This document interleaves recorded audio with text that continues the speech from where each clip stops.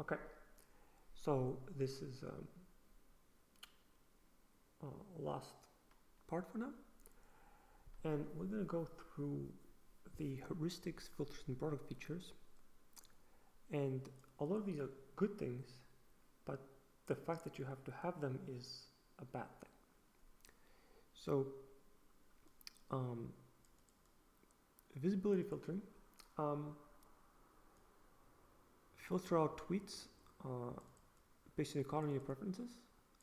Like, of course, you need to remove tweets from accounts you block or mute, but there's a question of why are these tweets even appearing as candidates here for you? Like, shouldn't this, like, what exact features are bringing them up if you've blocked them? Like, it's likely some of the features which are doing this are doing so in error. If you end up recommending accounts which are unblocked. There's worth figuring out what features are and kind of downgrading them. Again, if this doesn't happen very often, then it doesn't matter. But it's if this is a thing that actually ends up blocking a lot of accounts and tweets, then something is wrong upstream. Yeah, I don't avoid too many consecutive tweets from a single offer. I have pretty mixed feelings about this. It's as a person who doesn't want to log into Twitter and think of tweets every day. I mean, I don't have retweets most days, but I will sometimes tweet in batches. It's very comfortable to tweet in batches. Like, I don't want to be forced to delay writing a draft because you're going to penalize my tweets for if they're too close together. So this in some sense penalizes people who tweet too frequently, while previous features were penalizing people who tweet too infrequently. So this, like, you have to tweet a little bit daily is kind of the preferred cadence of this combination of features. And once again, if there's too many consecutive tweets on a single offer, maybe something upstream is wrong, but also sometimes I think I would rather see two tweets from the same author than from someone I don't know. So the balance of this versus out of network tweets is also wrong, likely. Ensure we're doing a fair balance of network and out of tweets. It should not be 50%. This is terrible. Why would you do this? Like, I don't know what decisions went into. Like, is this raising the in-network tweets, or is this lowering them? Like, if it's raising in-network tweets, then it's a good thing, but something else has gone horribly wrong. If it's lowering them, then this should just be removed. This is not useful. Feature-based fatigue. Lower the score of certain tweets if the viewer has provided negative feedback around it. This seems good, but I don't know why they call it fatigue. Like, this word doesn't make sense. Like, feature-based down rankings, like downvotes and Reddit. You know, if you block or report something, you don't see it. I don't know why you call it fatigue. Okay, social proof, another strange name. Exclude out-of-network tweets without a secondary connection to tweet as a quality safeguard. Okay, it's a double negative, so you only allow out-of-network tweets with a secondary connection. That's what it's doing. Again, if out-of-network tweets are being recommended to you when you don't have a secondary connection, then something has gone wrong. Either your network community discovery is too big, effectively. Or you're just recommending too many out-of-network tweets, which is happening. So, yes, this fact is good, but the fact that you have to do this a lot is not good. Provide more context to reply by throwing it together with the original tweet. This is excellent. But this begs the question of what are you scoring? what is the thing being moved up and down in the ranking system? Is it tweets or is it conversations? It definitely seems like it's tweets, but you know, if a bunch of your mutuals are talking on the same thread, on the same tweet, shouldn't that whole conversation get all the boosts? Like, does it effectively do that when due to the like machine learning magic, or does it not do that? So I don't know, but it's worth finding out whether like changing to ranking conversations instead of tweets is actually the correct thing. Edited tweets, determine if tweets currently device is stale, and set instructions to replace it with edited versions. Sure. Okay, so we're gonna wrap up this thing, and we're gonna go to kind of recommendations. This is not exclusive set of recommendations. There's gonna be plenty more if you ask me. This is everything I could think of in like a short time of less than a day. Okay, so transparency.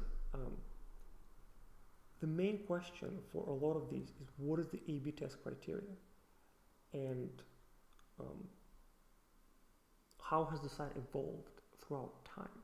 What metrics have gone up that Twitter considers good, Twitter considers to be a thing? If I propose an algorithm change down below, will it be picked up because I think it's good, or will it be tested against some other metric? And what is that metric? Okay. Basically, I like this code is, you know, it's not terrible by a lot of people's standards, but from a perspective of you want a philosophically coherent statement about what Twitter is doing to people, how it's changing them, how it's changing their mental health, how it's changing the social cohesion of our community. Like, I don't want to look at efficiency code or papers. I need to know what the features are. I need to know what the like, sure, you can tell me what the model is, you can tell me how long it's trained for. Those are important factors, but there's too much noise in the code that is not relevant to the business logic. So isolate them all into a single thing. There's also the question of like, you have all these isolated, you know, factors. Okay. Where does the like enter everywhere? Like, where does the light propagate through? Like, is it in the heavy ranker? Is it in network? Is it out of network? Is it all of them?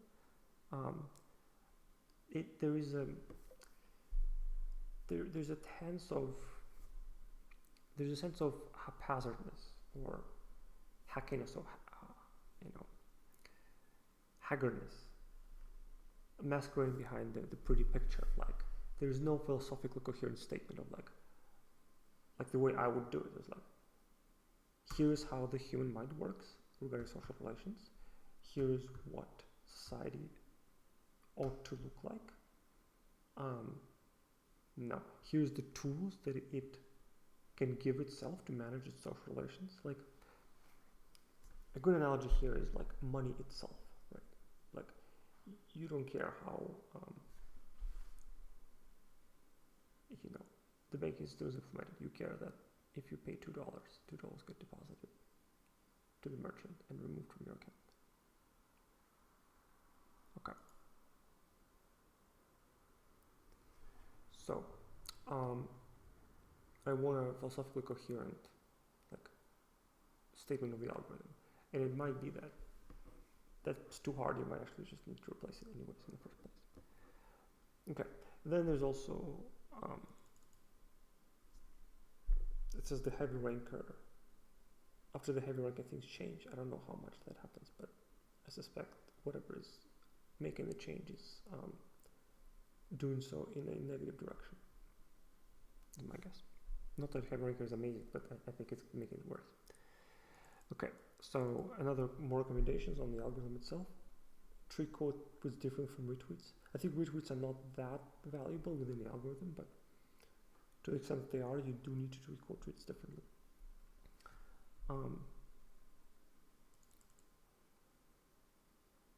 So again, looking over the real graph paper, it's not obvious whether they could end up somehow capturing week-long interactions or not. But if they're only doing like train on one day's data and look at the next day's predictions, I think that's too biased towards very active users. So I would say give it a week rather than a day. A week time frame of both directions. Previous weekend. So basically end up, if you interact within basically two weeks of the time frame, then you're good.